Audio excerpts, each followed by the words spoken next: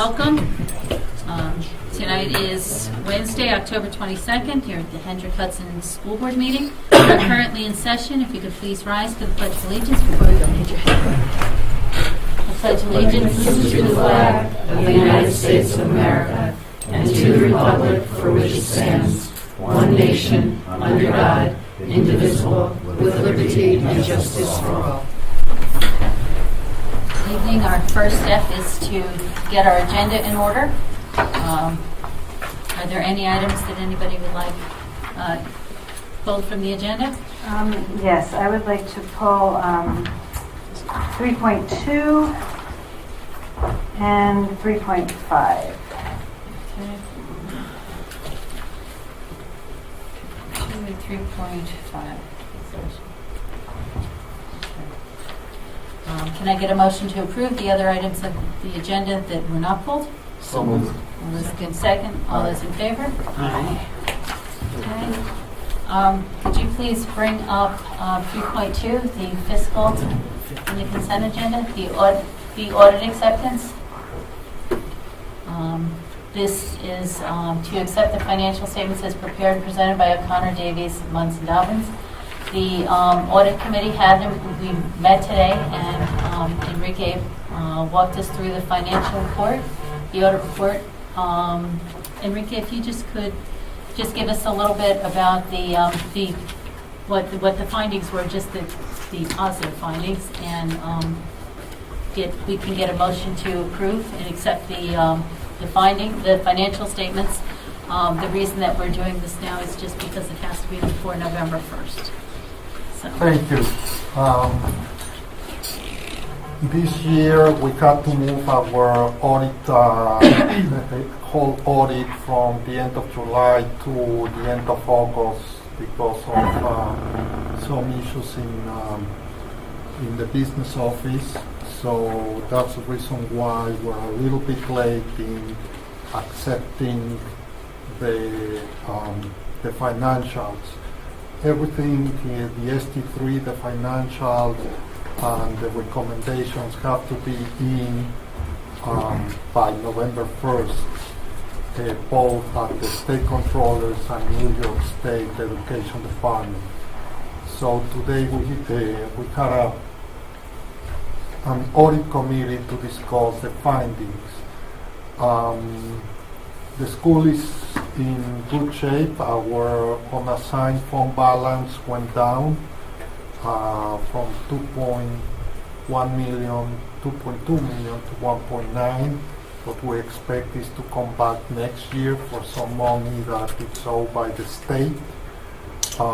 There were a couple of comments on the audit. One of them is due to the fact that we need to buy computers every year. It's essentially just procedural, and it was It's just something that procedural. somebody had, just, and it's a function of putting the proper procedures in place, and those issues have been addressed. So that's number one, and basically other small issues. When we buy, just an example, when we buy anything for the school district over $10,000, we need to have 3 quotes. We need to investigate, get the lowest quote. And in one case, we didn't do it because it was, if we had done the RFP, probably the whole system would not have been in place by the time that we needed it last We would year. have missed the opportunity for So we would have missed the opportunity to have the system in place by the time, and we were talking about an audio system in the high school auditorium. We would have not had the system ready for the event that we for did the at event. Williams. So we work on them. In some cases, we're extremely restricted, but we know about it, And it was we're a fixing single it. event. It was a single event, Single and it was with event. the getting something through before. I believe it was graduation. The graduation, I believe. No, it was the performance. Oh. Performance. All right, so other than that, I know that the outcomes, the recommendations, and the statements made by the O'Connor, Davies, Munns, and Dobbins, the accountants, that they were comfortable with our financial position. So can I get a motion to accept the financial statements as presented? So moved. Second? All those in favor? Aye. Will this be available to the public? It will be, yes. Oh, yes. We will Probably put within it the next couple of weeks. It's not immediately, but as soon as by November 1st, when it's approved also by SED, we put it in the website. And then you still have to write a management response to the auditors and For send all it the in. comments. Right. Yes, and that's included in the package when we This put it goes on the website, yes. thank you very much. So the second was a resolution for a special counsel resolution. Resolved that Thomas Drohan Waxman Pettigrew and Mail LLP is hereby retained as special counsel to the district for the term set forth in the proposal letter dated October 17, 2014. Can I get a motion to approve? Can I just ask, what is the term? What do you mean The term, it says what, for the term set forth, is that a time period? That would be, I believe it's the project that they're working on. It's a single, isolated project that they're working on. Should that be terms? Is it a typo? The word should probably be more appropriate for the or terms or the project that, on which they are working on. correct. Okay, the terms. I just want to state that I happen to work in the education law field. I see work with a lot of attorneys, and I'm going to oppose appointment of this firm. I have, in my personal opinion and experience, witnessed unprofessional conduct, and I don't think they have served our district well. That's my personal opinion. So I oppose this appointment. I urge the board to, but I understand this is a recommendation from our council. I also urge us in the future, perhaps, to have a list of competent counsel and other firms who are outside counsel, at least 5 or 6 firms. I pass them on to Joe, who we could perhaps do more of a search and due diligence. So I oppose this, but Thank you. We have worked with this firm before, and then that's not been our experience. So, but thank you for your comments. If I can get a vote to approve this resolution, So moved. can I get a second? All those in favor? Aye. Against? One thing. Any abstentions? Aye. Okay. Thank you. That brings us to 511. 3.5, special ed. Can I get a motion to, this is the Board of Education for various meeting and recommendations. So can I get a motion Could to, I just ask also that it seems like we take these recommendations and we have a format, and it seems like we just kind of, we don't look at them, we don't discuss them. This is something that's done by our CSE, but the board does have a, obligation to look at these and examine them. So I would just ask that we look at perhaps working with our special education director, a more thorough evaluation. I have concerns about some particular recommendations here, so I We oppose can- it, but I would just ask that we look at our procedures as well. we can, yes, we're also very anxious to protect the privacy of our students as well, so I understand They're all that. reactive, yeah. This is just to approve their meeting schedule, though, is it not? No, This these is are recommendations that they make for individual students. That's done through the CSE process. The CPSA So- process, so. But the board under education law and New York regulations has the obligation to approve or send back to the CSE, and that's what we're doing here. It's not a schedule, these are the actual So recommendations. perhaps what we can do is maybe take and isolate, do spot check, if you will, because again, I think clearly this is something that our special education department is absolutely more qualified to determine a child's need than we are. Only if they're- And also to, again, for the privacy of these children as well. Can I get a motion to approve these recommendations as presented? Second? All those in favor? Aye. All those opposed? No. Okay. That brings us to the items removed from our consent agenda, which would be donations. And there are 2 donations that were already offered. There's a donation of dictionaries and thesaurus, and I believe that is from the Rotary, the Cortland Rotary. And the other is, it's the New York Life, I believe. It's New York Life. And it was the matching, once again, the matching gift program, which is a wonderful thing. I'd like to thank the Cortland Rotary for thinking of us and all of our 3rd grade students for the thesaurus and dictionaries. I'm sorry, 3rd and 5th grade. Right. That's very generous because I think it's wonderful that the kids, I mean, even knowing what a book is and figuring out how to look it up as opposed to dictionary.com, I think it's a No, That's a and wonderful they're thing. very utilized, I they will tell are, you. and it's a wonderful thing. That Absolutely. I think they've made other donations of books in the past. They have. They I have. think they Every do this year. each year. Every year Every they year. do this, Yep. and I will tell you, it's used tremendously in 3rd grade, so. I think it's terrific. Well, I even think just they're teaching really kids like appreciated. how to do the research. Mhm. So, and thank you again to the parents and to New York Life for the matching gift donations, for making the effort to do that. So if I can get a motion to approve these 2 donations. So moved. All those in Second. favor? Aye. Aye. In addition, we have another donation that we approved 2 weeks ago, and that was for the locker rooms. Yeah, and I'd like to invite Tom Baker up, our athletic director. He has some special guests who were instrumental in making that donation that the board accepted happen 2 weeks ago. So I'd like him to comment and introduce the folks who were instrumental in making that happen.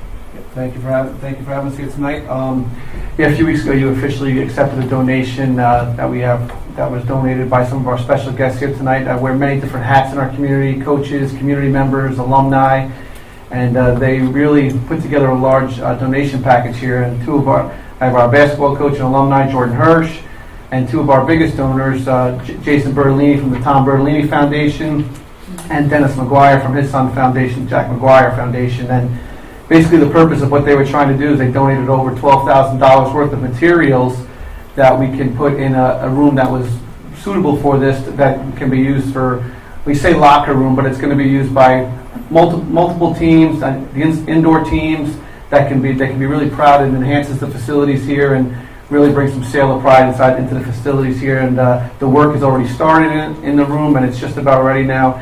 The lockers are ready to be shipped, and the kids are really anxiously waiting for the winter season to be the first team in there this year. So I'd like to thank them very much for this on behalf of the student athletes that are really going to enjoy this. There's going to be several teams. Thank you very much. And at this time, I'll call Jordan Hirsch, who would like to talk a little bit further about the donation as well.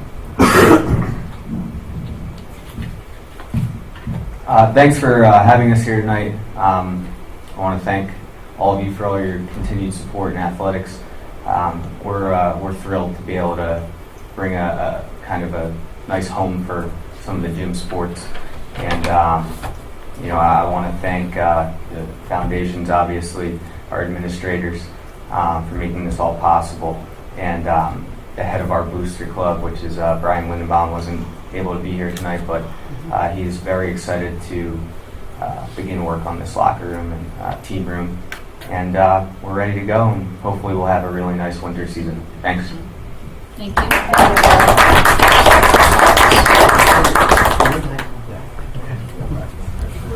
They have practice. They're very excited to go for Thank you. practice. Thank you very much. So thank you for doing that and for your efforts in coordinating that as well. Thank you very much for all of your support as well. And I'll just drop one little piece of good news that I told Mr. Hockford before. Today, Hen Hut was announced for the second back-to-back Con Ed Award winner. So we got our second one today in Morgan Love for volleyball. So it was a nice day for the Sailors again. So What are we just up to, wanted to like present that. 102? 102. So very nice. All right. Thank you very much for your support. Have a good night. Thank you. Yeah. Nothing. That brings us to audience comments. Okay.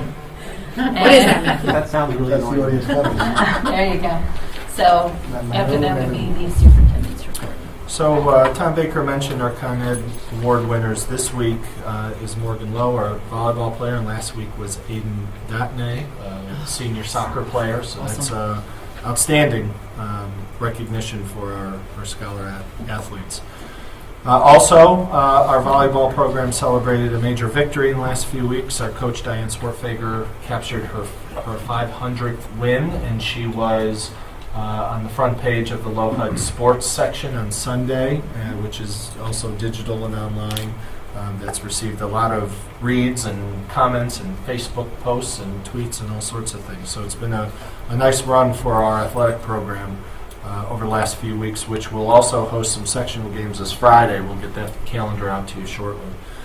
In addition, last week, Buchanan Verplank hosted our first math night of the year. As the board might remember, last year, to unroll the new Common Core math curriculum, each of our 3 elementary schools hosted a math night where teachers from our district, K through 5, instructed parents on all the changes in the math curriculum and what their students are going to be expected to do in the next couple months. So initially we had about 32 parents RSVP, and that was by last Monday. And by Wednesday night, because the event was last Thursday, by Wednesday night we had over 110 that were committed. So we had a great turnout, we had great feedback. We asked for parental feedback and sort of a program evaluation each event. The feedback was outstanding. A lot of parents commented that we should do this for ELA and social studies and science, which is not a bad idea. I think we bring parents in for open house or meet the teacher, and we have a finite period of time to cover so many things. The event like Math Night enables teachers to go an inch wide and a mile deep with content, vocabulary, skills, and what the classroom setting looks like in math. Tomorrow night, Cortland, the town of Cortland is hosting a community roundtable. It's the ongoing education of our community with regards to substance abuse. The coalition was created a couple years ago through the town supervisor, but they were instrumental in helping us put together our forum that we had in February here at the high school. Members of our staff are on this coalition that are planning tomorrow night's event as well as other community events. So that's tomorrow night at the town hall. And lastly, I wanted to give the board an update on how we're responding and preparing should there be an Ebola outbreak, but also EV68, which is, or E68, which is came out, a virus that came out over the summer. So I just want to update the board real quick on precautions we've taken as a district. The first is that we've trained all of our nurses and custodial staff are trained in universal precautions when it comes to blood or bodily fluids. That's an annual training that they go through, certified through the state, with a state trainer delivering that to those staff. We attempt to send students home that have a temperature of 100 degrees or more. That's really the first sign. If your head is hot, go home.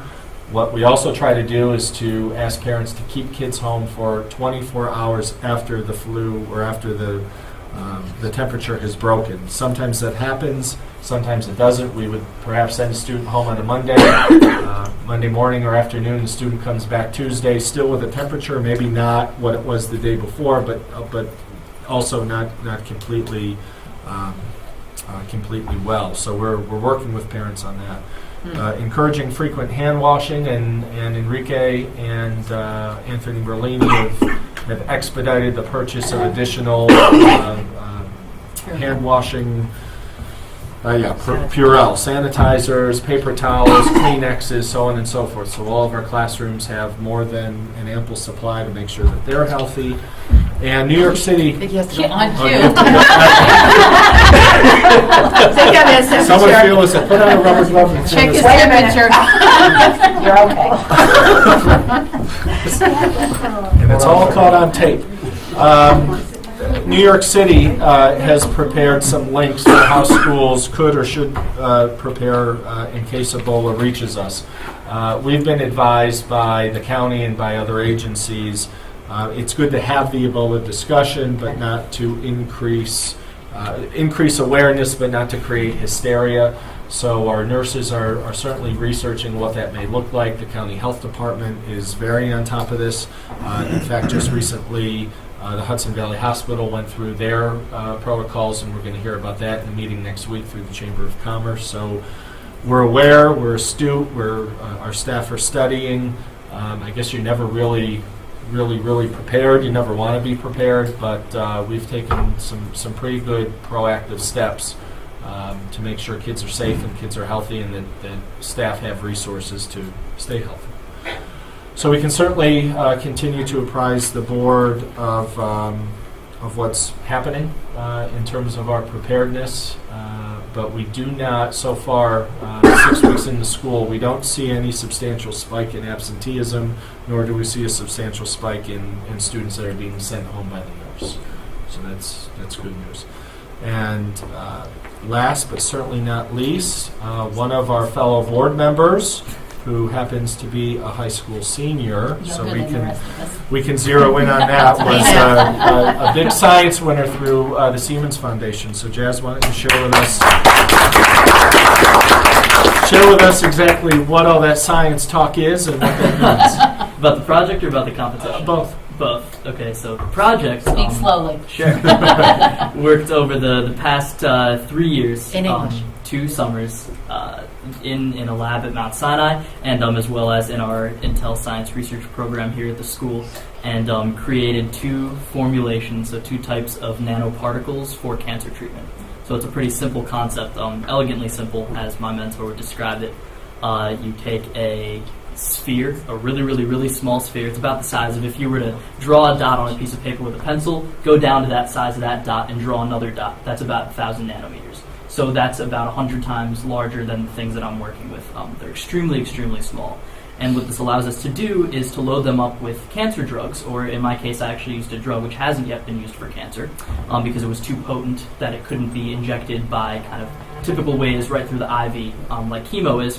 And so instead we can load them up within these nanospheres and target them directly to cancer cells. So this now allows, for a complete reduction in side effects, almost to the point of none, as well as, a really high, it's called cytotoxicity, or just ability to kill cancer cells. And it also has a specific way, it's kind of exploiting a specific thing of the body, which means that they're only able to get through certain blood vessels, which have to be a certain size, which are only exhibited on blood vessels which direct directly to cancer cells. So really it can't kill healthy cells, only the cancerous ones. So that was the research that I completed and worked on. I found out that my mentor thinks I'll get accepted to publish in American Chemical Society in the coming months. So that'll be really cool. I got a research position at Cornell if I get in. So psyched. So the Siemens competition is I guess I don't fully understand the dispute between it, but apparently back in like the early 90s, Intel and Siemens were trying to buy this Westinghouse science competition. They were bidding for the competition, and I guess Intel won, but Siemens formed their own. So it's slightly it's a bit smaller, but it's equally kind of crazy and insane. So I by no means expected to get it, but essentially there were 4,000 applicants, and they ranked the top 300 young scientists in the nation. And my project was considered in there. I didn't make it past the next round, which is the top 30 from that category, from that grouping, to move on and compete elsewhere. But this is kind of a good indication as to Intel, because this one has a lot more to do with the science, and Intel is a little bit of science, a little bit of publicity, and your background. It's more like a college application. So hopefully by having the science on my side, it'll make it a lot easier to get going on Intel, which is, going to DC and hanging out with Obama and some cool stuff. So it was exciting. It was exciting. Owed all to Dr. Rogers. She was the one who really got on me to get in this super early application, and so it was phenomenal. Very good, Jazz. Thank you. So did the project work? Oh, well, with this, since I'm under the age of 18, I was not able to move it to the mouse model yet, which is the next step in heading towards clinical trials, which is crazy, but I'm not going to get into that discussion. You go for hours. So right now, I was able to do all work with Petri dishes, all work with cancer cells, so I have plenty of data to suggest that it really would work in vivo or mouse or human model eventually. So once I get to wherever I'm going for undergraduate, I can continue the research there and hopefully make something real out of it. Great. My mortgage is very small. And I'm wondering what Cornell's waiting for. Absolutely. Yeah. Good for you. Congratulations. Thank you. We're very Awesome. proud of you. Awesome. I appreciate you make the school proud. Awesome. And your mom and dad. And mom and dad. that brings That's- us, Stop that. yeah, Yeah, well, committee now we're going to bore you all Go with ahead, committee reports. Well, this is not a committee report, but there was some news that came out of the town of Cortland. The town just purchased a 100-acre parcel with Terry Field, Right. which stopped the West Point project, which was going to be the power lines, but it's also going to increase the fields in our community, which will help our needs with the district. But Barbara and I we sit on that committee to try to get fields for the kids. So it was nice to get the email yesterday from Linda Puglisi to pass out. So that's some good encouraging news that we'll have for the community. Go back and take down the quarry. Yeah, back in the quarry. Yes. Good. We're really They're gonna make a excited. park out of the whole. They're going to make a park. They're also going to use it for the town. They're going to move all I the can other send it to facilities you. there as well too. So good. Yeah, I just saw online that the town put out a press release today, Okay. just about now. Look at all of it. Yeah.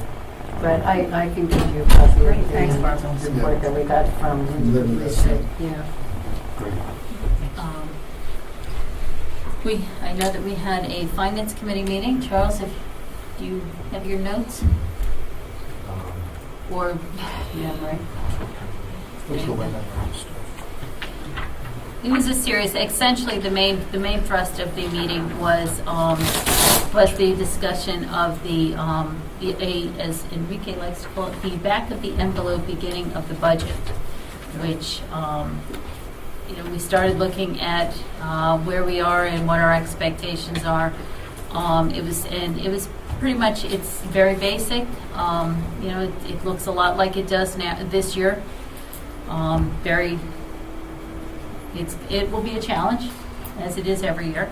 But just basic projections, because a lot is not out yet for estimates for state aid and for expectations for ERS and TRS. What our expectation is for that. Those numbers are not, but again, it was pretty much estimates and expectations based on previous years. That was the main focus of our meeting yesterday. We I'm talked not about sure. Oh, the BOCES discussion of commercial administrative costs wasn't much, and Entergy will be meeting November 8th, 17th, and 18th. Groups of 2 or 3 board members will meet along with. I know, Charles. And then there was. I guess the main focus though was the budget. So Yes. that was the main. Were there any other committee meetings? Policy. Policy didn't, We didn't we're going to discuss Okay. our policies, Yep. but there is a new committee, which I just want to tell the board and the community about, the Parent Advocacy Council, which is comprised of representatives from the PTAs. And it's meant to, the goal is to educate and involve parents on a school, district, and statewide level in advocacy to support our children, teachers, and schools on issues of importance. And this is, as I said, related to the PTA, so they're going to abide by PTA mandates on advocacy. And they're very appreciative of the superintendent and the board support. So I attended as just a representative of the board and gave some information on how you can approach the board. And they're going to, believe, possibly present to the board at some point. I'm not sure. Yeah, we were going to ask Janine to come and give the board an update on her vision for the group. I meet with our PTA co-presidents once a month, and as the Common Core was coming out, and a lot of discussions around tax cap and forced choice, really, that boards of education have now. The PTA group wanted to really talk about advocacy, but not all members of the 5 schools PTAs are as interested in advocacy as they are in raising funds and doing good things for kids. So we met with Lakeland. Lakeland a number of years ago had the same conundrum and said, all right, well, let's have an arm of our PTA council that focuses on advocacy. So the folks that really enjoy advocacy can focus there. For those that want to do fundraiser and do more building level programs could do that. So this is new to us, but not a new initiative in our region. So we're taking baby steps and dipping our toe in the water, which I think is great, because a lot of our frustrations as a board, as administrators, teachers, oftentimes Albany hears those frustrations as whiny and crybaby. To get parents involved you've now opened up a bigger population or a bigger pool of people who are paying attention to these things. So that's good news, and we'll bring Janine in the next couple months to give an update on where they're going. Right, so Janine is new. Janine Eichholz is a parent at BB. Furnace Springs. But she used to have a kid. Did she?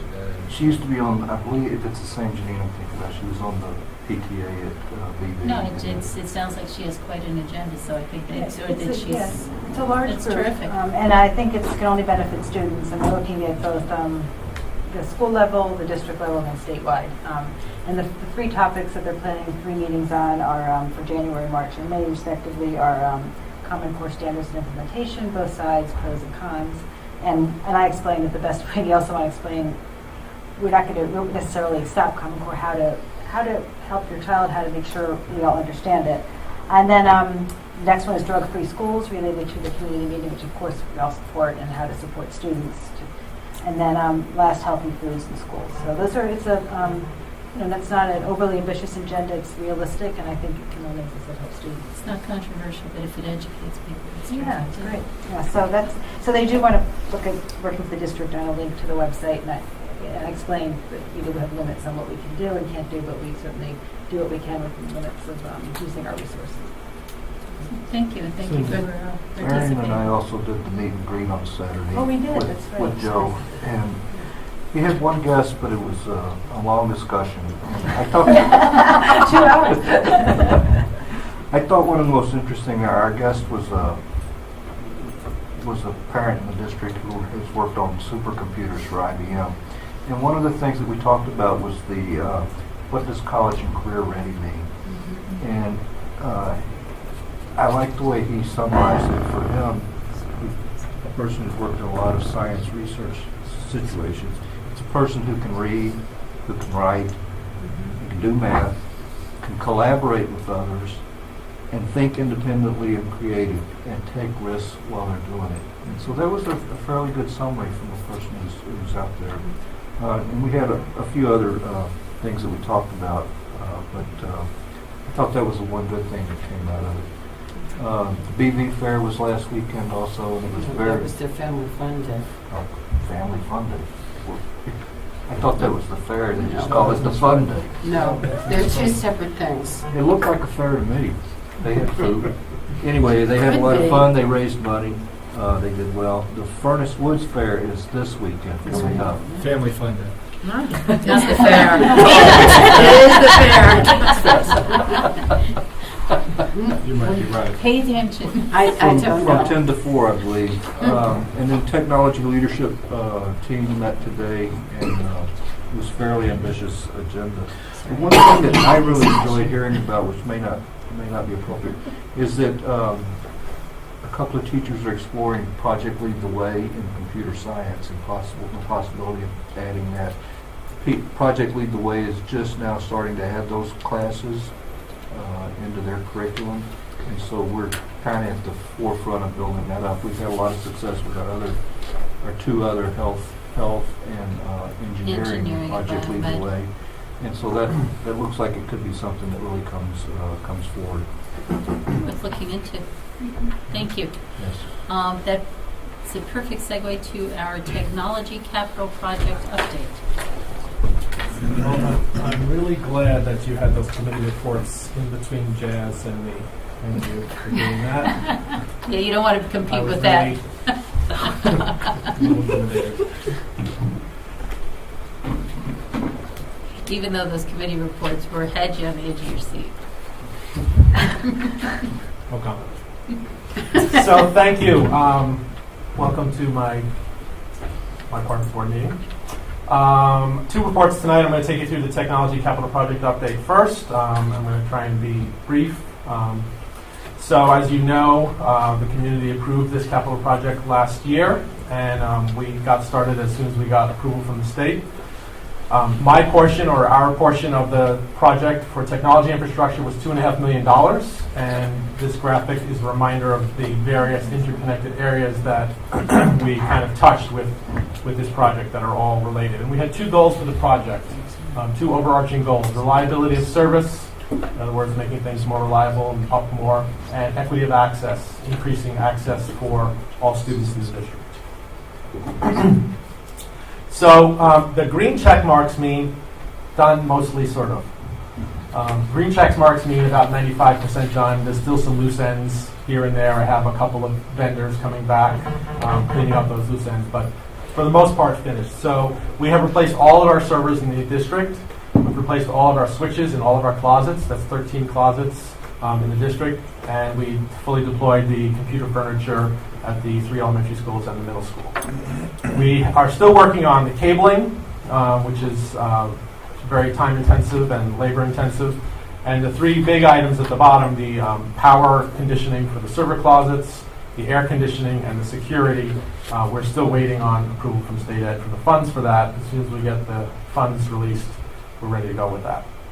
What's air conditioning and security for the server closets? Right? Server closets. So this is not general security for the buildings, it's just for the server closets. And really all it is card swipes for all the closets so that they're secure and we can track what goes in and out. The second goal, equity of access, we've completed, and again, 95%. There's still about 5 or 6 to be done. Smart boards in all key instructional spaces, so that's all regular classrooms. A lot of the specials have them. Music rooms and art rooms have projectors, but not smart boards. Gyms obviously do not have them, but all of the key instructional spaces, anywhere where there's small group or whole class instruction happening, now has a smart board. So that is great, and we're working on making sure those get used in an engaging way, and also it presents challenges, as we've talked about in the past in terms of support and maintenance, but we're working on that. The other thing that's really fully complete is the wireless throughout the district is up and running. We installed 238 access points.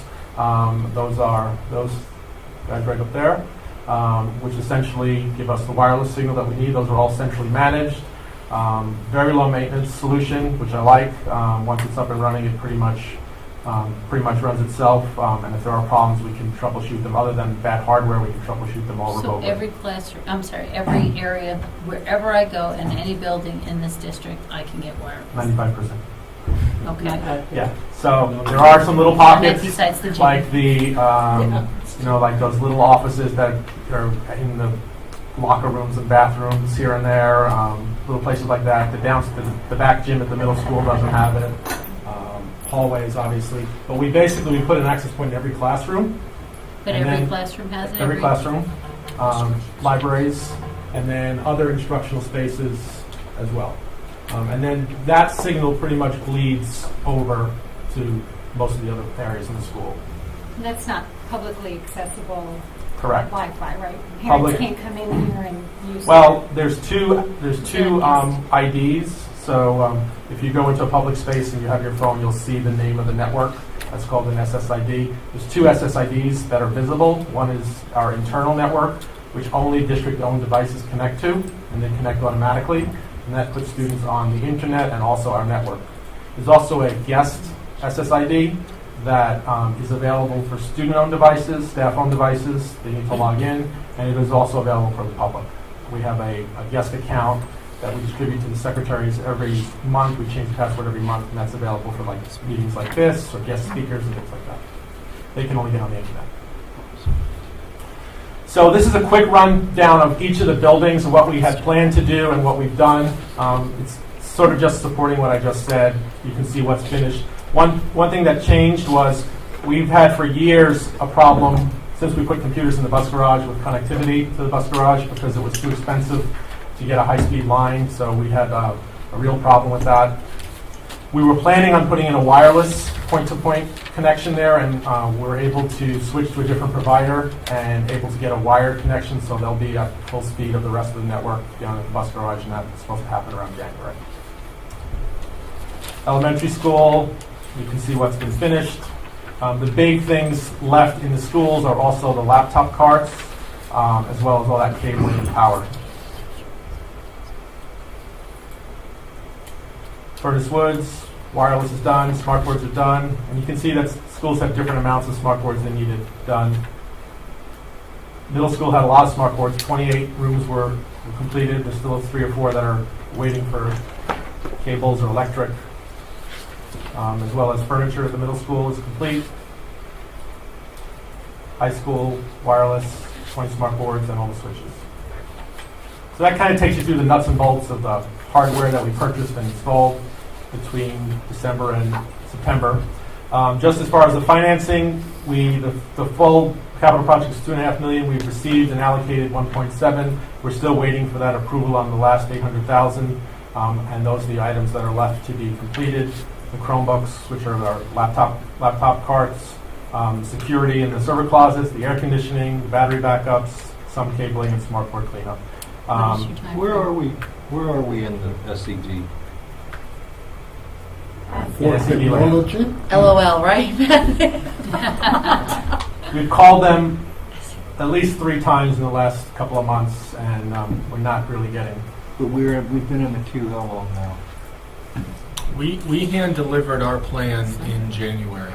We went up, Matthew and I went up to Albany, met with State Ed, hand delivered the plan, asked that they expedite the approval of the first chunk of money because it was all state contract. We wanted to get the work done in the summer. So they received the plan for the entire project in January. So the second part of the plan, because it has air conditioning and electrical work, needed to be reviewed by an engineer. I don't know how many engineers are on staff at SED. but Evidently not enough. Not enough. How are we doing with the budget? I mean, are we going to come under budget? We're, I mean, I don't know that we're going to excess come do this- under. We won't go over. I think we'll come right in where we need to be. What is your time frame for these remaining items? As soon as we get approval, all of this is, well, the air conditioning work has to go out to bid, so that'll be delayed, but the specs are all done. So you're anticipating doing the air conditioning in the summer? or No, we before do that during the year. Doesn't impact construction because it's all, the only building where it's a problem is the high school because of the big closet. So that one we have to do over a break, but all the other ones can be done during the year.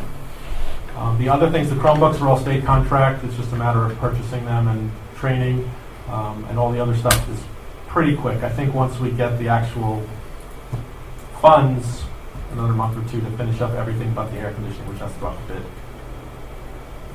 So, but the fact that that's in the those closets, nothing has to be shut down or anything, like while No, that's being. they don't have air just to- conditioning now.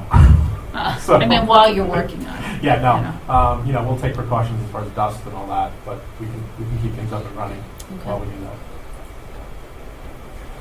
that. Just to give you a sense, I know we talked about this last year. We wanted to make sure that this wasn't all about just buying stuff, about buying hardware. That we wanted to really work on changing the instructional approach and changing the way instruction takes place. So there's 3 other kind of initiatives that are taking place simultaneously, not really part of the capital project, but related and happening out of the general fund. One is our instructional technology coaches program, which is well underway. I actually met with a couple of them today. They're reporting that the conversations they're having with the teachers have been really fruitful and informative, and they've done their assessments and they're getting ready to start to plan training and do training.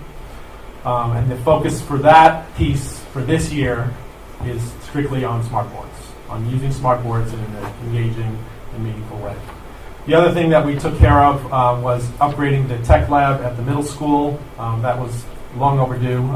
In addition to new furniture and a full set of computers, they only had a half set in there. Anthony Merlini and his crew did a great job of moving the wall over, making it a little bigger, replacing the floor tiles, replacing the ceiling tiles, painting it, so it really looks like a really nice state-of-the-art tech lab. And hopefully that's a great thing. And then finally, and I'll talk about this a little bit, this is all very much related. This is something that I kind of just came up as I was doing all this research. We use LightPath for internet access. We have for about 5-6 years. Before that, we were at BOCES. And one of the issues has been, I've been trying to get more bandwidth from them, but they have not been willing to give us a deal and help us with the cost. So we're switching over the December break is the plan. Depending on approvals, we're switching to BestWeb for our internet and wide area network access. And I just want to give you a sense, without getting technical, of what that means. So this is our LAN, which is connections inside a building. So this part's already done. This is our old switches. We're running at 1,000 megabytes, and our new switches are running at a gigabyte. So 10 times the speed increase. That's just inside the building. Although I did share this with the technology leadership team today, and they said, "Show me the money." Basically, I haven't seen it. Interesting. So it's on a chart. It looks great, but there's so many factors that go into speed and response time. This is going to be when we switch to Best Web. So right now, connection between our buildings, so between this campus and the middle school, and between this campus and BV, is 100 megabytes. It's going to go up to 10 gigabytes. And this is all for the same cost. They match the price of LightPath. This is our internet capacity. Right now we get 45 megabytes for the whole district. That's going to go up to 300 megabytes, again, for the same cost. It's a bundle. So that's going to be a big help for people that are going online and need extra speed. Does that connect here, and then it connects from here to the other buildings? The internet comes into this building, and 2 other campuses connect to this building over the WAN. So all the internet goes through this campus. So this is the hub. Okay, that's the overview. That's where we are. Thank you. Matthew, what kind of, I noticed that you're doing stuff for, service stuff and training. I noticed we're doing, all the schools are doing all Google Drive, blah, blah, blah, blah, blah. What kind of training, are your teachers being trained? How much training have you had so far? Are they doing Google Hangouts, Google Classroom? Do they know how to do that? Do they know how to do their shared, all that kind of stuff? What are you doing for So them? the big focus right now, it's kind of 2 focuses. The big one is smart boards, and that's where we're putting a lot of energy because we spend all this money and time on outfitting all these classrooms. So that's really the big kind of official focus with the coaches. Are there a lot of people left that don't? We put in 70 smart boards. So And you That's can a lot of assume people. that most of them are. yeah, I mean, people that didn't have a smart board in their classroom, they, People Are being trained on how to use them, but also, I thought it was supposed to be lessons that they can utilize, Yeah. incorporating Right. reading and So math. it's complete. So, very for small. example, this morning I was at Furnace Woods and we had the instructional technology coach was working with a group of teachers on how to build the lessons, where to store them, the content of the lessons, and we identified, the coaches identified through interviews and observations, put our staff in three different areas, sort of above grade level, at grade level, and below grade level, so there's differentiation of the training. No, I understand all that. My question is, what happens if, like, a bulb goes out or something like that? Do you find that we have enough technology staff to be able to keep up with, yes, the requests? yes, because you gave us a 4th person. Remember that? So Yes. we needed a 4th person, and we did that. And that's sufficient And we're now. good. Okay. So Definitely, a teacher can just say, Matthew, I have an emergency, No. get here? No. No, okay. No, Barbara, no. The answer is no, honey. But we do get teachers who say, I can't teach, my smart board is broken. And, I understand that when you've got all your What's lessons the on there, turnaround for but that? you also have to improvise. So Well, I'm aware. What's the turnaround for that? Like if somebody Well, says, my smart board bulbs are broken. pretty easy and quick. We have 4 people now. Not only with the additional technician, we reorganized the way the department works. I don't know if I mentioned this last year. We used to have the 3 people, and they were specialized based on their skills. So we had the 1 smartboard expert, we had the 1 printer expert, we had the server expert, we had the workstation expert, which meant driving around. Right. So with 4 people, what I did is I divided them and I gave them each a building. And so we spent some time over the summer getting them trained so that they have a broader set of skills and they own everything in the building. So for 4 of the buildings, there's a technician there all the time. All the time. One of the technicians covers Furnace Woods and BV. So he alternates, but the middle school and the high school and Lindsay have somebody there all the time, which is great. There's somebody in the building, Okay. if you need something. How many help desk do you get? Requests. Help desk requests are you getting a week, a month? Well, September, I remember this because I looked, it went from like 12 to 180 in the first 3 weeks of September. Now that the queue is about 45 that are open, I'd say probably 30 to 40 a week. But some of them, some of them are quick and easy, and some of them, a technician can literally be sitting for 6 hours on the phone. If solving that's problems. the case, do you have, I'm just curious, do they back each other up? Yeah. Yeah. So, Yeah. okay. So they can, You know, it's always a good idea if you're a teacher in your classroom and you write to your help desk, you say, Mr. Hochreiter is in my room and need you now. Well, He gets to go, oh, He's everywhere. when I went to the schools the first week of school, I told them about this new system, and I told them that we're going to be evaluating technicians based on a SLA, a service level agreement. So all the tickets have a priority. And I asked the teachers to please be honest. You have 3 priorities. You have low, medium, and high. Low is I'm getting a new scanner, so set it up for me. It's pretty low, it's not urgent. High is the entire building is down, or the entire floor is down. There's no internet, whatever. And people have been pretty good about that. Medium is like, I really need my smart board, but I can wait a couple of days. And most people, and each of those levels have a response time that technicians need to at least respond. If not solve the problem, they need to at least respond within that response time. Yes?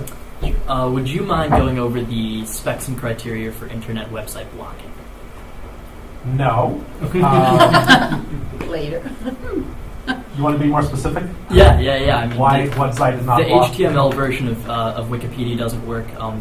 Most websites that we try to access don't work, regardless if they're used for education or during a little downtime in the library. And I think if we're sinking all this money into making the Wi-Fi work throughout the school, which is awesome, can't even tell you how great that is.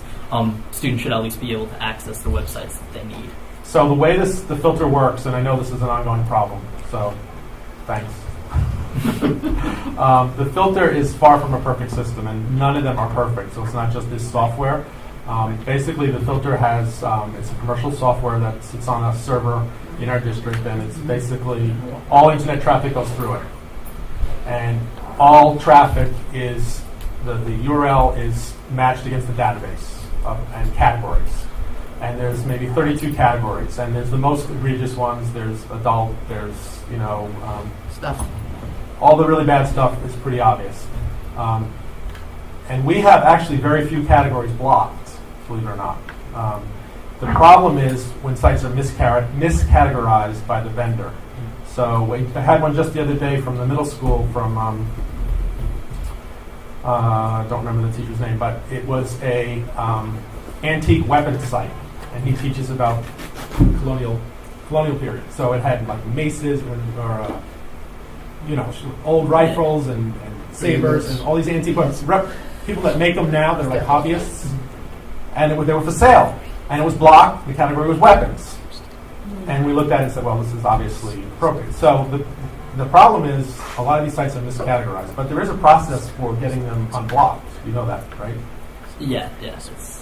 But it's not right now. I know. Exactly. Yeah. So we also have a lot of problems with sites that refer to other sites, and the page just doesn't load. It doesn't tell you it's blocked. And that's annoying because the page just doesn't load and you don't know what's going on. And without filters, how risky would it be? Well, we can't be completely without filters legally. We have to filter. So that's the problem.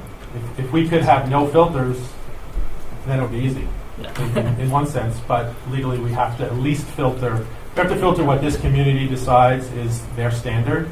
And most school districts have loosened up a lot on filtering. When districts started with technology, there was much more filtering, and now there's, like right now, YouTube's not filtered, and years ago that was filtered. So we just need a better system. Okay. Absolutely, yeah.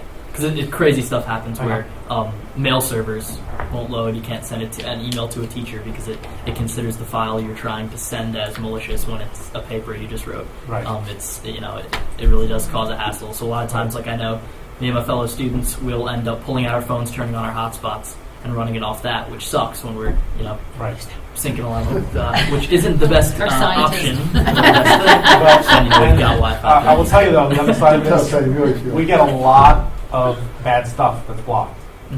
So, It's some not of the your schedule peers list. won't admit it, maybe, but there is a lot of bad stuff that is blocked. Okay. So, Good question. Yep. So Okay. we are also here to celebrate some of our achievements and savings with regards to energy conservation. And we were identified many, many months ago as being a top saver of one of the many districts that works with this group. We invited Dan Callahan, who was our energy conservation czar, who Matthew agreed to take his place. We invited Dan to tonight's celebration, but as Dan said in his email to me about 2 hours ago, as life as a school administrator would have it, he could not attend tonight. So obviously some other priorities came up tonight as they normally do. But Matthew agreed to take Dan's spot and to continue to lead our efforts in terms of energy conservation. And I'll let Matthew walk us through where we've been and where we're going, and a special recognition tonight. Thank you, Joe. So I believe you were all on the board when this program started 2 years ago, so you have a sense, and I just wanted to kind of give a recap, an overview of what the project is, the purpose and the goals, and the progress we've made. And then, as Joe said, we have a special recognition from Synergistic, which is the company that supports us in this effort. So just to give you a brief review, Synergistic is the company, as I said, that partners with us to provide training, software, logistical support for the energy education program. The contract started November 1st, 2012. It was a 4-year contract. And one thing that's very important for you all to know, I know you know this, but for the community also, is that the contract guarantees savings. It guarantees that the cost of the program will be paid out of the savings, and if it doesn't, then we don't pay those. Dan Callahan, as Joe said, was the energy specialist from November 2012 to June 2014. He really, I feel, very uncomfortable accepting any kind of award because he really did all of the groundwork for this program. So the award is certainly not for anything I've done. Just to be clear about that. He really did a phenomenal effort in getting systems in place and changing behaviors and getting the program out there. So part of my role is to educate and change the culture. And one way I do that is with energy audits. And energy audit is basically walking around the building in the middle of the night or early in the morning and seeing what's turned on and giving people a little note and saying, hey, you forgot, you left your computer on, you left your lights on, whatever. And it's designed, and I'm going around to all 5 schools this month. I've been to 3 already to explain this, because people naturally feel like, oh, this is like one more thing I got to think about, and now I'm getting a bad note. And what I tell them is it's not punitive. You know, there's no demerits. It's designed to change your behavior. It's just a reminder. It's designed to encourage you to shut everything off. So the energy audits is one part. Then obviously I receive training from Synergistic, and Synergistic's engineers meet with me and help me to look at the big systems, the energy management systems and the HVAC and all that, to see where we can squeeze out efficiencies.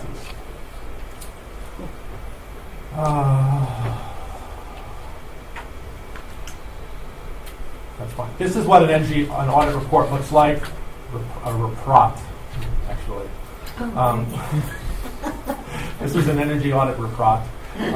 It's basically a little app that I use that has all the criteria that we're looking at: lights, computers, monitors, printers, and then it's either on or off or not applicable.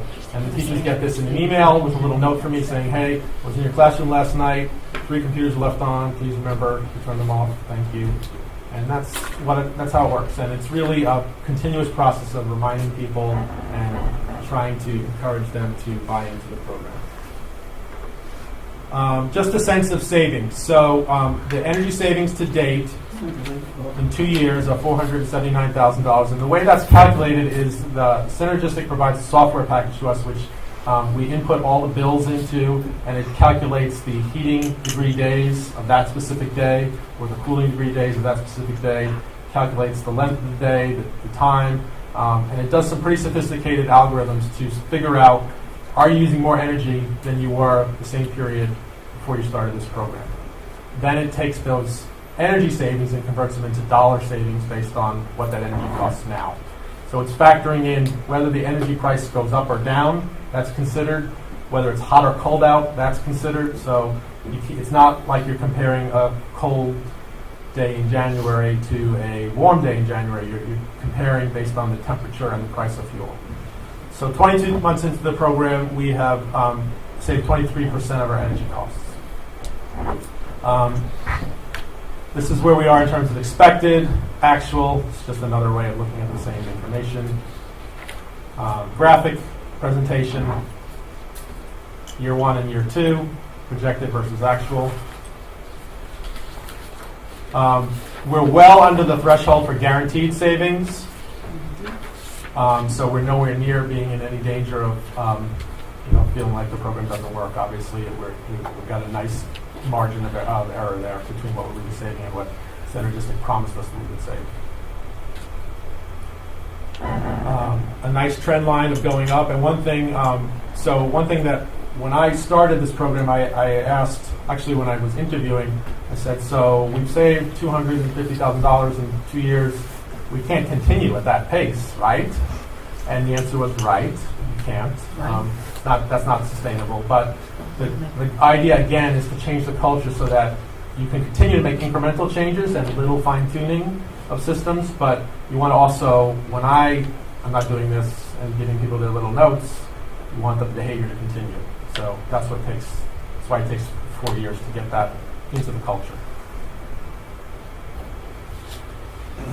This is just another way of looking at it. So it's not only about saving money, which is important, but it's also about saving our environment, which is also important. And the equivalence of that amount of MMBTUs that we've saved in terms of greenhouse gases, trees, not all three, pick one. Pick which one you like. So this is where we're this is definitely a team effort, and the head custodians I know have been huge part of the success of this. The building administrators, the superintendent, district administration, Anthony and his people have all really been instrumental in making this work. Custodians. So this is just a brief update on some recent data. So I've done 38 audits this year. So 38 classroom audits so far. This is actually a week old, so I've done 50 now. 16 of them had a complete shutdown, got like an A, highly effective. 14 of them had 1 or 2 things left on, and 8 of them had 3 or more left on. So we still have a lot of work to do. You're going to give us that list? In changing the cultures, no names are associated with that data. Jazz will go tell them. Joe's office. That's not foilable. So we have 24 months remaining on the contract, 2 more years. One thing that we'll be working on over the next year or so is applying for Energy Star recognition, which is a certification of our standing in terms of our focus on energy efficiency. And then the breaks are a big time. Leaving one computer on overnight for one night is not good, but leaving that one computer on for 4 days or 5 days or 12 days, it multiplies the effect, obviously. So one of the big efforts is, and Dan started this and I will continue it, is to really hammer home to people how important it is to shut down before those breaks. And as I said, I've been visiting. I visited 3 schools already with a brief presentation, and I have 2 more to do. You have a copy of that presentation on board docs. And I will turn it over now to Chuck, who is from Synergistic and is going to take you through. Can I just ask one question? If we go forward with the solar energy as we're looking, how will that work with this, with calculating out the savings? Will there be an effect on that? Because again, that's going to be an added plus for us with this. But will we be able to still? Yeah, absolutely. I mean, that the way the software works is it looks at every meter in the district, so we'll be able to know. We can target the savings. Let's say we have an array of panels here, and one of those meters at the high school was running less. We would know. We could see how much we were saving as a result of solar. Well, I'm also concerned about because we're going to be getting the energy at a reduced rate, so we're going to figure that into that equation as well. Too, right. It's not going to be at the current rate that maybe the market's going, because we're going to be buying it back, or however that agreement is.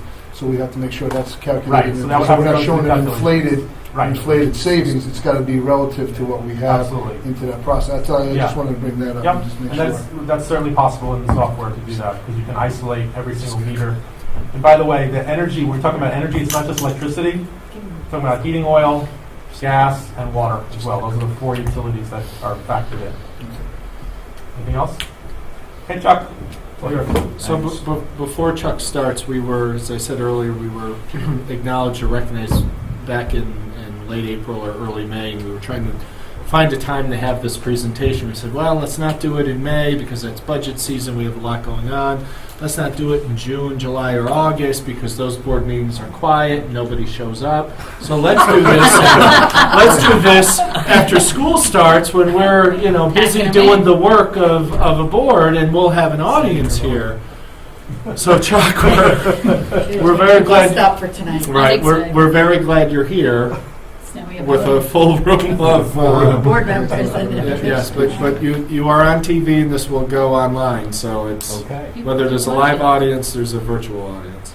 Well, this is, it's always a pleasure to deliver an award, and many times when I meet with a school board, there's some skepticism in the beginning, and is this really going to work, and so on. So when we come back 2 years later and be able to show $479,000 in savings, that's a pretty considerable success rate. Dan did a great job, and Matt obviously is following well in his footsteps. One of the things he mentioned in his presentation, he talked about doing the audits. He's really doing in the neighborhood of 10 to 15 building audits every week and looking for opportunity. And part of the training that the Synergistic team brings is to help him to, number one, identify it, and then number two, find out how to create savings out of those opportunities. And that will continue. The mention that he mentioned about the 2 years left on the agreement, there's at the end of the 2 years left on the agreement, we still will continue to provide support after that time for no additional fee. And the way we work, we only work on a referral basis. We have a period of time that we share in the savings and get paid, and then after that we continue to provide support as long as he's filling or someone is filling the role that Matt's currently filling. So with those things in mind, I'd like to read the award and present this on behalf of Synergistic, on behalf of Dan, and on behalf of Matt to the administration and school board. And as I think was mentioned earlier, this is a leadership award because everybody's part of the team. And he may be the quarterback, but he can't get too far without the blocking and the other parts. So let me read this and present this if I may. For conserving our nation's precious resources through the dedicated implementation of Synergistic's energy management program and serving as a model of energy conservation to fellow educational organizations, Hendrick Hudson School District is hereby presented the Award for Energy Stewardship for Outstanding Environmental Stewardship. Signed, Dr. William S. Spears, Chairman and Founder, Synergistic. Congratulations. Thank you.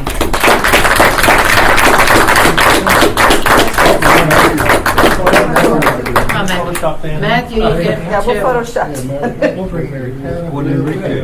Yeah. There you go. Quarterback there is in there. Enrique, Enrique. Yes, Mary, that's the GM. you're the outside linebacker. What's the pressure? The outside linebacker. Come on in. Let's get everybody here. This is beautiful. All set? One more just in case. Hang on. All right, looks good. Thank you. Congratulations. Thank you.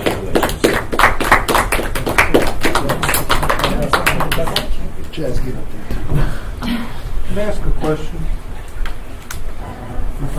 You're talking to Matthew kind of referenced this. This is, besides fairly sophisticated software for monitoring, it's a behavior modification program, it sounds like. So it uses positive reinforcement, not punishment, to kind of get people to change their behavior. It's supposed to be positive reinforcement. Yes.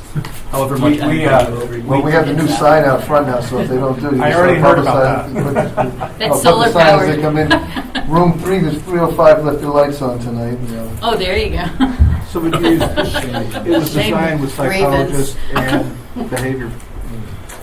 The whole program was designed in a way with behavior modification and principles in place, plus this engineering background.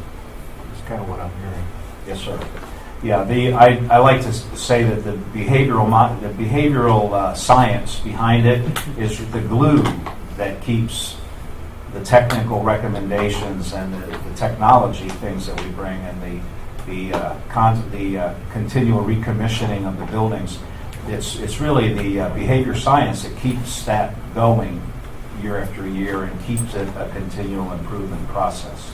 So it is very important to keep it going, and it is sustainable. It will continue to save money for you for years. We have clients that have been with us for over 22 years. So congratulations. Thank you. Thank you. Thank you, Matthew, for taking over and being the enforcer here. Thank you very much. Thank you for coming up. My pleasure. Thank you so Thank much. you. Stay home. All right, that brings us to our next Audience comments? topics. Yeah, I think we'll just keep going. Annie? Annie, anything you want to say? Actually, we made the front page of the Examiner too this week with our Hen Hut Hall of Fame induction. So I just wanted to add that to what Joe said. Oh, Yes, That's so true. we're doing well in the newspaper department. Thank you. Well, you gotta have lots of good news. So that brings us to policy. It is a first reading of the tape recording of executive sessions, policy number 2330.1. This is a quick one. In accordance with the stated purpose of the open meetings laws, as well as opinions of the Committee on Open Government, members of the Board of Education are prohibited from tape recording executive sessions absent consent of the majority of the board. Move to a further reading? That's it. Okay. That's it. That's all. I knew that. But does that That's why I also, prefaced it with it's short. That's fine. does that also include note-taking? There's a question. I mean, We can ask that of our attorneys. This policy came from a legal update our attorney sent us last March. So they encourage us to get this policy rolling and on the books. And there's a 3-page preface to it that talks about open committee law, so on and so forth. But we can ask them more directly about note-taking and also about, define tape recording. What about digital or even recording, so on and consent so to the forth. majority of a board. I mean, how do you verify that the majority said it's very? Well, you have to So there's more, correct, but I'm saying if there's a problem, it's, how do you know who actually said yes? I mean, or is that going to be tape recorded? Right, we'll have to You know, vote. We'll have to do that in exactly. public session because we don't vote typically in executive session. Correct, so we there's have got to have be a some public sort of session. That's explanation. the only So there are real- additional details that I guess should be added to Yeah, this. so we wanted to get this Policy on for committee, but first at least reading. it and- started. So It's a We good wanted to idea. wait for that big crowd with the synergists as well. So. get the ball rolling. Well, actually, one of the practical reasons behind it was that in one district in particular, someone was recording exec session and then distributing it to other people. And so there's Yeah, that's completely unethical. Well, it certainly defies the level of Yeah, but trust the too. board for member, a public- whether or not unethical, no matter who was there. No, but it's different. I mean, frankly, the 7 board members should have a certain level of trust as well, and there's an understanding of where the things that are said in exec go. Absolutely. You're not supposed to leave that. And without this, there's nothing really preventing it because in New York State, it's a one consent state, so you can take that time. But So it's- we'll you don't just, want that. policy Yeah. committee will look further into this? We'll get further information on note-taking and tape recording. All right, thank you very much. Since it's a first reading, it doesn't have to go any further than that this evening. Our next topic is homebound instruction, and this is a second reading. The last time we were here is basically, I think it was just the spelling, rationale, We just had to put residents. and it was just, it was a very simple change. Does anybody have anything? I'll start reading it. And homebound instruction is a service provided to Move to waive students. further Thank you. And this was homebound instruction policy number 4421. Is there any further discussion that anybody would like, or changes that people would like to see to this policy? No, as I understand it, we're going to have regulations and then new procedures for planning board. And that again will be considered to be addressed. Food regulation. We're writing new regulations behind this. Well, We're gonna update them. Will we have to vote on those? Okay. All right, so can I get a motion to approve homebound instruction 4420 as presented? Okay, all those in favor? Aye. Thank you very much. And thirdly is policy number 5110, school attendance areas. The Board of Education establishes and maintains attendance areas and boundaries within the Hendrick Hudson School District. Attendance areas and thank you. My Charles tonight? There you go. You have less hair. The only change that actually there were two changes. The first one was to the exceptions noted in 2 and 3 down in the second to the last paragraph. That was 1 through 3, and it was just to clarify because line number 1 was special ed, so it's really it's not a function of parent requests.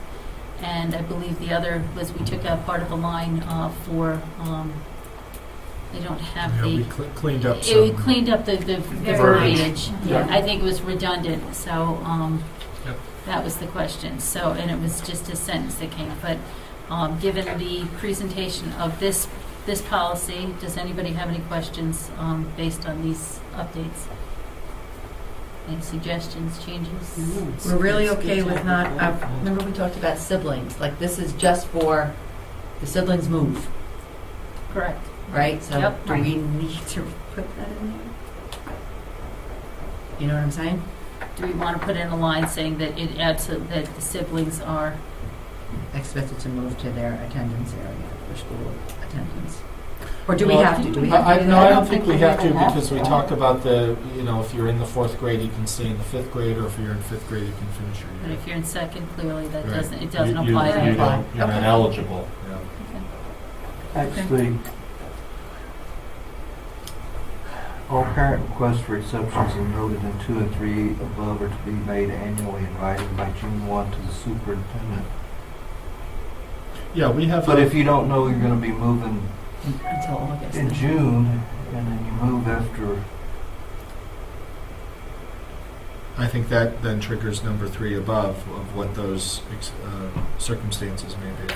What we try to do is by June, we try to know who has moved or who is moving from 4th to 5th grade that would stay for that 5th grade year, so we can account in our student enrollment, So class we start sections, planning. those sort of things. Transportation, everything. You should, well, you may not, but in most cases, you'll have an idea by June if you move by September, not always. Well, also if you buy a house, I mean, there's a That's a certain certain period of time that, you go through and you know you were moving. We've had families this year. Right. We've had Rentals is a families. different thing. We've had families whose closing date moved into, thought it was going to be in over the summer and ended up being moved into November, December. And I think number 3, even Covers though that paragraph says this is supposed to be considered, but it's broad enough to cover. Right. Kind of goes in a circle. Well, thank you to the policy committee too, because you've been For working. clarifying this, thank you. Really This was hard. not easy. And we talked to other districts who have done some With a lot of research. Can I get a motion to approve policy number 5110 as presented? Second? All those in favor? Thank you. That brings us to board comments / new business. We have one new business item that Roseanne's going to give us an update on. We have the BOCES election coming up, which will require and necessitate a brief special meeting of the board, and I'll turn it over to Roseanne. Yeah, we have 2 candidates running for one open position that BOCES needs to fill. So it can be a short meeting in the district office. I don't think it has to be formal, but it's up to you. And also, we got a email, because I went through it the other day, just looking at their background, their Yes, you resume, should have all and their why they background want to do information. It was attached to this, Attached, so- yes, to this, And it has to be on that date, and then we submit the vote Okay. results the next morning. So it's 2 individuals and 1 vacancy. Yes. and it's just a 1-year term, I believe. It's just till June 30th, 2015. So 10 months.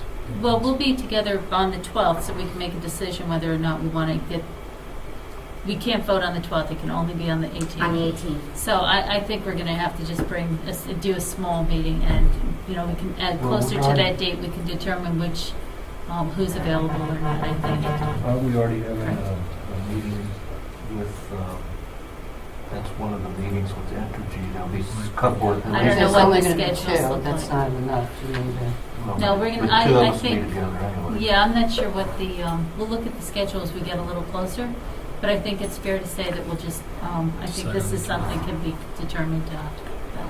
Thank you, Rosie. Thank you. All right then, that adjourns our Oh, I just meeting. had a few, Oh, I'm a sorry. few comments. Is anything to the New York State School Boards Convention? It's in New York City next week. It would be great to have one of us go. Oh, is it this week? Is it actually this week? Okay, we had talked about it. But I really think it's important to have a representation there, especially when they're in New York City, because professional development is so important.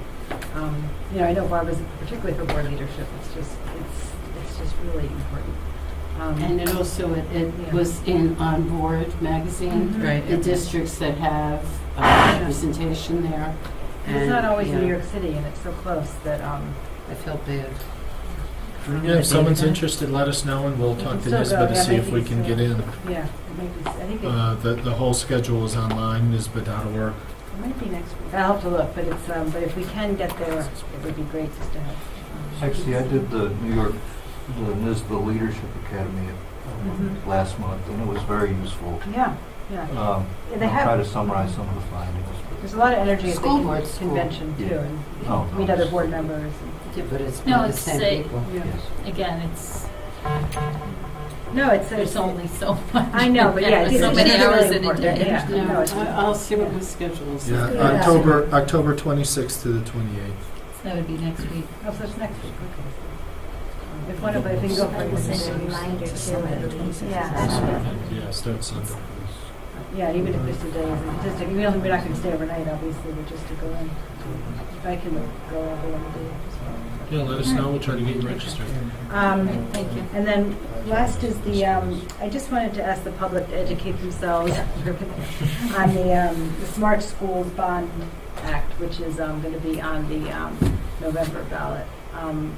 This board is not taking a position on that, the act, but it's important just to be aware that it is to be voted on in the general elections. So, just to make sure you look on the. If you look online, it's look there, online, you can NISBA get has both it, sides, your yeah. teachers union, and there's various sources. Is that it? That's it. Thank you very much. Our next Board of Ed meeting will be 3 weeks from tonight. I apologize. On Wednesday, November 12th, we'll be here at the library. Yep, I know. And can I get a motion to adjourn? Second, all those in favor? Aye. Thank you very much. Have a good evening. Okay, that's what you do. Okay, so that's-